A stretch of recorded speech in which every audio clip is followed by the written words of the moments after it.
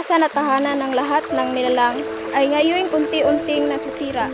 Sa bawat patak ng ulan at agos ng ilog, kasama ang mga plastik, bote at iba't ibang uri ng basura na sumisira sa ating likas na yaman. Araw-araw, libu-libong tonelada ang tinatapon na basura sa tambakan, ilog at karagatan. Ang epekto nito ay nakakasira sa kalikasan at kalusugan. Ang hindi tamang pagtatapon ng basura ay nagdudulot ng polusyon sa hangin, tubig at lupa. At ang pinakamalalang epekto nito ay ang pagbabara ng mga estero na siyang nagdudulot ng baha tuwing malakas ang ulan.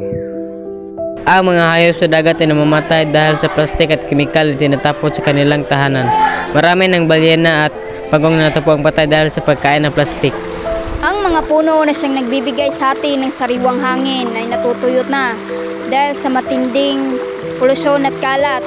Dumarami rin ang sakuna tulad ng landslide na sanhi ng matinding deforestation. Pero hindi pa huli ang lahat dahil may mga hakbang pa tayong pwedeng gawin upang masolusyonan ang problema sa basura. Ang tamang pagtapon ng basura, pag-recycle at pag-compost ay ilan lamang sa mga solusyon. Ang pagbabawas ng paggamit ng plastic at pagsuporta sa mga eco-friendly ay mahalaga. Ang kalikasan ay kayamanan na dapat nating ingatan.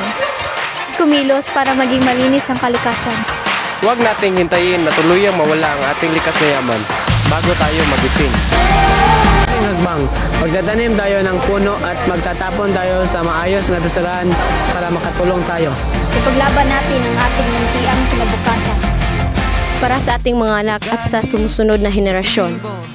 Sa gugma, sundalo nga kanunay kanimo, ihalad akong dugo, kahayag kangitid, kalipay o kasakit, sa yuta o langit.